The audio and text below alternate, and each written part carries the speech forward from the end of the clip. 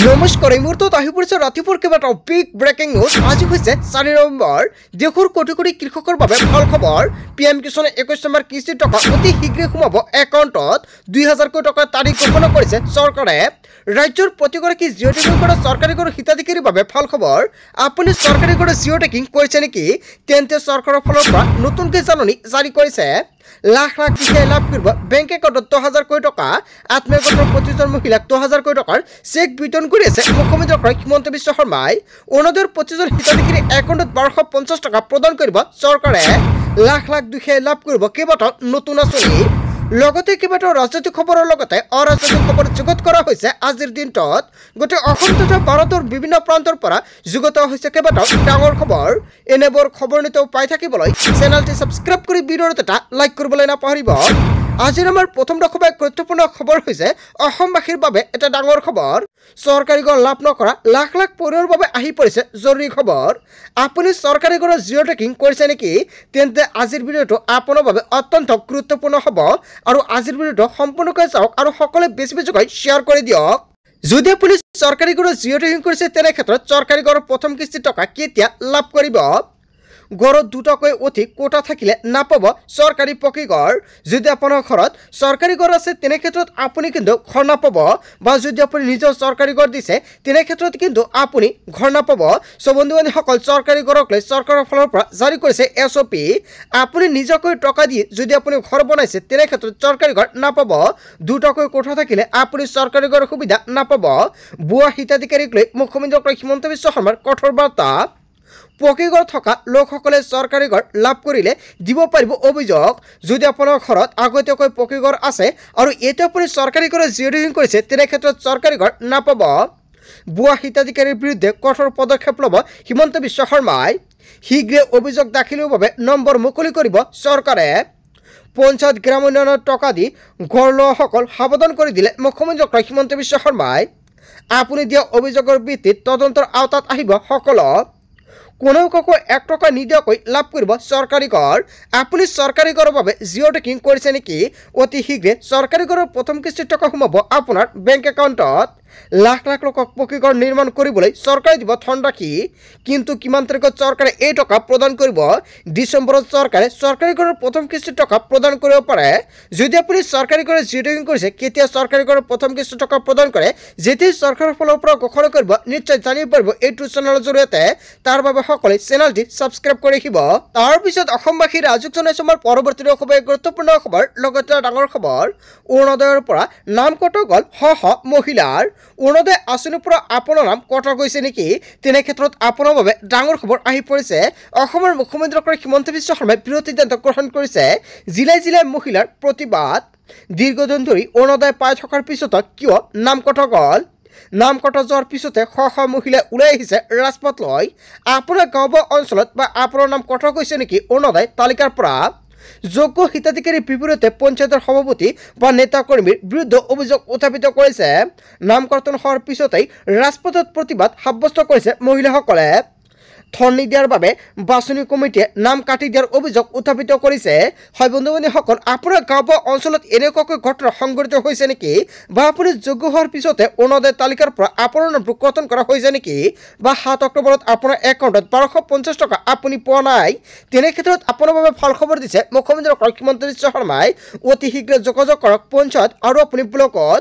আপুনি তাৰ পৰা সকলোখিনি নতুনকৈ আবেদন কৰিব পাৰিব।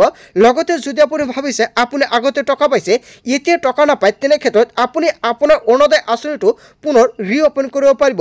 মুখ্যমন্ত্ৰী হিমন্ত বিশ্ব শৰ্মাই সকলো দুখীয়া লোকক যাবলৈ কৈছে ব্লকত। অতি শীঘ্ৰে আপুনি ব্লকত গৈ যোগাযোগ কৰক, অন্যথা আপুনি অৰুণোদয় আঁচনিৰ সুবিধা নাপাব।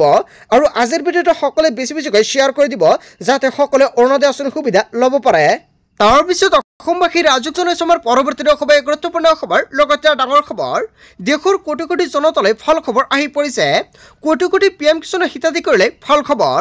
কৃষকৰ একাউণ্টত পোনে পোনে সোমাব 21 নম্বৰ কিস্তিৰ ধন ৰাশি। 4 ৰাজ্যৰ কৃষকে ইতিমধ্যে লাভ কৰিছে PM কিষাণৰ 21 নম্বৰ কিস্তিৰ টকা। ইতিমধ্যে প্ৰকাশ পালে আঁচনিৰ হিতাধিকাৰীৰ তালিকা। কিয়নো চৰকাৰে বহুতো হিতাধিকাৰীৰ নাম কৰ্তন কৰিছে তালিকাৰ পৰা। আপুনি টকা পাব না নাই? PM কিষাণে 21 নম্বৰ কিস্তিৰ টকা কিমান তাৰিখত প্ৰদান কৰিব চৰকাৰে?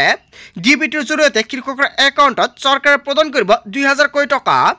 যিসকল কৃষকে KYC কৰিছে সেইসকল কৃষকে লাভ কৰিব 2000 টকা বেংক একাউণ্টত অসমৰ প্ৰায় 18 লাখৰো অধিক কৃষকে লাভ কৰিব চৰকাৰী ধন হয় বন্ধু বান্ধৱীসকল অসমৰ কৃষকসকলৰ একাউণ্টত অতি শীঘ্ৰে 2000 টকা প্ৰদান কৰিব অতি সহজতে তালিকাত চাব পাৰিব আপোনাৰ নাম আছে না নাই সো বন্ধু বান্ধৱীসকল তালিকাৰ পৰা নাম কৰ্তন হোৱাৰ পিছত আপোনাৰ নামটো তালিকাত আছে না নাই আপুনি কেনেকৈ চেক কৰিব pmkisan.gov.in আপুনি এতিয়া ওয়েবসাইটত গৈ কেনেকৈ চাব আপোনাৰ নাম জানি লওক এতিয়া আপুনি লগইন কৰক আপোনাৰ মোবাইল ফোনৰ পৰা pmkisan.gov.in ওয়েবসাইটত ক্লিক কৰি নিজৰ জিলা ব্লক গাঁও আৰু টাইপ কৰক ইয়াৰ পিছতে গেট ৰিপৰ্ট অপচনত ক্লিক কৰি ওলাব আপোনাৰ নাম তালিকাত আপোনাৰ নাম নাপালে আপুনি ফোন কৰক হেল্পলাইন নম্বৰত on 5526 অথবা 01124300606 নম্বৰতে দিব পাৰিব আপুনি অভিযোগ কেৱল ইয়াই নহয় PM কিষাণৰ ওয়েবসাইটত গৈ দিব পাৰিব লিখিত আকাৰত আপুনি অভিযোগ দেশৰ কোটি কোটি জনতালৈ ভাল খবৰ আহি পৰিছে অতি শীঘ্ৰে দেশৰ কোটি কোটি কৃষকৰ একাউণ্টত PM কিষাণৰ 21 নম্বৰ কিস্তিৰ টকা প্ৰদান কৰিব চৰকাৰে তাৰ পিছত অসমবাসী ৰাজক জনাইছৰ পৰৱৰ্তী খবৰ গুৰুত্বপূৰ্ণ খবৰ লগতে ডাঙৰ খবৰ সম্পূৰ্ণৰূপে হল ৰেচন সংগ্ৰহৰ নিয়ম নৱেম্বৰ মাহৰ ৰেচন সংগ্ৰহৰ বাবে জাৰি কৰিছে বিশেষ জাননী চাই লওক কি নিয়ম সলনি হৈছে ৰেচন ল'ব যাওঁতে কি কৰিব লাগিব আপুনি চাউলৰ লগতে প্ৰতিগৰাকী হিতাধিকাৰীয়ে চেনি দালি আৰু নিমখ নাপাব হয় বন্ধু বান্ধৱীসকল নৱেম্বৰ মাহতে এই সুবিধা নাপাব অসমৰ মুখ্যমন্ত্ৰী হিমন্ত বিশ্ব শৰ্মাই বৃহৎ ঘোষণা কৰিছে মুঠ 4বিধ সামগ্ৰী লাভ কৰিব ডিচেম্বৰ মাহৰ পৰা বজাৰ দৰতকৈ কম দামতে লাভ কৰিব ৰেচন প্ৰতি কেজি চেনি লাভ কৰিব মাত্ৰ 38 টকাত প্ৰতি কেজি মচুৰ দাইল লাভ কৰিব 69 টকাত প্ৰতি কেজি নিমখ লাভ কৰিব মাত্ৰ 10 টকাত আৰু এই তিনিটা সুবিধা লাভ কৰিব ডিসেম্বৰৰ পৰা নৱেম্বৰত এই তিনিটা সুবিধা আপুনি নাপাব ৰেচন সংগ্ৰহ সময়ত বাধ্যতামূলকভাৱে দিব লাগিব ফিংগাৰপ্ৰিন্ট চাউল ল'ব যাওঁতে যদি খেলিমেলি পায় তেনে ক্ষেত্ৰত দিব পাৰিব অভিযোগ 1800345361 এইটো নম্বৰ সেভ কৰি ৰাখক আপোনাৰ মোবাইল ফোনত তাৰ পিছত অসমবাসী ৰাজক জনাইছে আমাৰ পৰৱৰ্তী খবৰ গুৰুত্বপূৰ্ণ খবৰ লগতে ডাঙৰ খবৰ জুবেন গাৰ্গ সন্দৰ্ভত অসমৰ মুখ্যমন্ত্ৰী হিমন্ত বিশ্ব শৰ্মাই কৰিলে ডাঙৰ মন্তব্য পুনৰ মুখ্যমন্ত্ৰীৰ মুখত জুবেন গাৰ্গক হত্যাৰ কথা 8 ডিসেম্বৰৰ ভিতৰত জুবেন গাৰ্গৰ হত্যাকাণ্ডৰ চাৰ্জশিট দাখিল কৰিবলৈ চেষ্টা কৰিম বিদেশত যদি কিবা ঘটনা হয় চাৰ্জশিটৰ পূৰ্বে ল'ব লাগে কৃষি মন্ত্ৰালয়ৰ অনুমোদন সোনকালে পাবলৈ কৃষিমন্ত্ৰী অমিত শাহক সাক্ষাৎ কৰিছো দুৰ্ঘটনা নহয় হত্যা কৰা হৈছে জুবেন গাৰ্গ সন্দৰ্ভত অসমৰ মুখ্যমন্ত্ৰী হিমন্ত বিশ্ব শৰ্মাই ডাঙৰ মন্তব্য কৰিছে হয় বন্ধু বান্ধৱীসকল এটা বিগ ব্ৰেকিং নিউজ আহি পৰিছে তাৰ পিছত অসমবাসী ৰাজক জনাইছে আমাৰ পৰৱৰ্তী খবৰ গুৰুত্বপূৰ্ণ খবৰ লগতে ডাঙৰ খবৰ অবৈধ মিয়া মুছলমান প্ৰসংগত মুখ্যমন্ত্ৰী হিমন্ত বিশ্ব শৰ্মাৰ বিস্ফোৰণ মন্তব্য ৰাজ্যত শান্তিত থাকিব নোৱাৰিব অবৈধ মিয়াসকল মই মুখ্যমন্ত্ৰী হৈ থকালৈকে শান্তি নাই অবৈধ মিয়াসকলৰ জুবেন গাৰ্গৰ সমাধিত গৈ সেৱা কৰিলেও তেওঁলোকে শান্তি নাপাব মই যেতিয়ালৈকে মুখ্যমন্ত্ৰী তেতিয়ালৈকে থাকিব মিয়াৰ টেনচন অসমৰ মুখ্যমন্ত্ৰী হিমন্ত বিশ্ব শৰ্মাই অবৈধ মিয়াক লৈ যিটো মন্তব্য কৰিছে জনতাই কি ক'ব যদি জনতাৰ কিবা মন্তব্য কৰিব লগা থাকে আপোনালোকৰ মন্তব্যটো নিশ্চয় কমেণ্ট কৰি জনাই দিব তাৰ পিছত অসমবাসী ৰাজক জনাইছে আমাৰ পৰৱৰ্তী খবৰ গুৰুত্বপূৰ্ণ খবৰ লগতে ডাঙৰ খবৰ জুবেন গাৰ্গৰ ন্যায় বিচাৰি ক্ষমা খুজিবলগীয়া হ'ল এগৰাকী মহিলাই মুখ্যমন্ত্ৰীৰ সভাত জুবেন গাৰ্গৰ ন্যায়ৰ দাবী কৰিছিল মাইনা বেগমে মামা আমাক অৰুণোদয় আঁচনি নালাগে আমাক লাগে জুবেন গাৰ্গৰ ন্যায় বুলি মন্তব্য কৰিছিল মাইনা বেগমে শনিবাৰে মিকিৰিপেটত অনুষ্ঠিত হৈছিল মুখ্যমন্ত্ৰী মহিলা উদ্যমিতা আঁচনিৰ সভা মঞ্চত মুখ্যমন্ত্ৰীক উদ্দেশ্য কৰি জুবেৰৰ ন্যায়ৰ দাবী তুলিছিল বিডিপি মাইনা বেগমে জুবেৰৰ ন্যায় বিচাৰৰ পিছতে মহিলাগৰাকীৰ ঘৰত উপস্থিত হৈছে আৰক্ষীৰ দল বিজেপিৰ অতি ঘনিষ্ঠ সম্পৰ্ক থকা মাইনা বেগমে বিচাৰিলে ক্ষমা আবেগতে মই জুবেন গাৰ্গৰ ন্যায়ৰ দাবী কৰি পালোঁ অজানিতে হোৱা ভুলৰ বাবে মই ক্ষমা বিচাৰিছোঁ জুবেন গাৰ্গৰ ন্যায় বিচাৰি ক্ষমা খুজিবলগীয়া হ'ল এগৰাকী মহিলাই হয় বন্ধু বান্ধৱীসকল এটা ডাঙৰ খবৰ আহি পৰিছে ইয়াৰ বিষয়ে জনতাই কি ক'ব যদি জনতাৰ কিবা মন্তব্য কৰিব লগা থাকে আপোনালোকৰ মন্তব্যটো নিশ্চয় কমেণ্ট কৰি জনাই দিব তাৰ পিছত অসমবাসী ৰাজক জনাইছে আমাৰ পৰৱৰ্তী খবৰ গুৰুত্বপূৰ্ণ খবৰ লগতে ডাঙৰ খবৰ 2026ত ৰাজ্যৰ শক্তিশালী আঙুলিয়ে বিজেপিক উফৰাই দিব কেইবাটাও গুৰুত্বপূৰ্ণ মন্তব্য কৰিছে গৌৰৱ গগৈয়ে 2026ৰ বিধানসভা নিৰ্বাচনৰ পিছত হিমন্ত বিশ্ব শৰ্মাক অসমত দেখা নাপাব অহা বছৰ হিমন্ত বিশ্ব শৰ্মাই অসমৰ ৰাজ্যৰ মাজৰ পৰা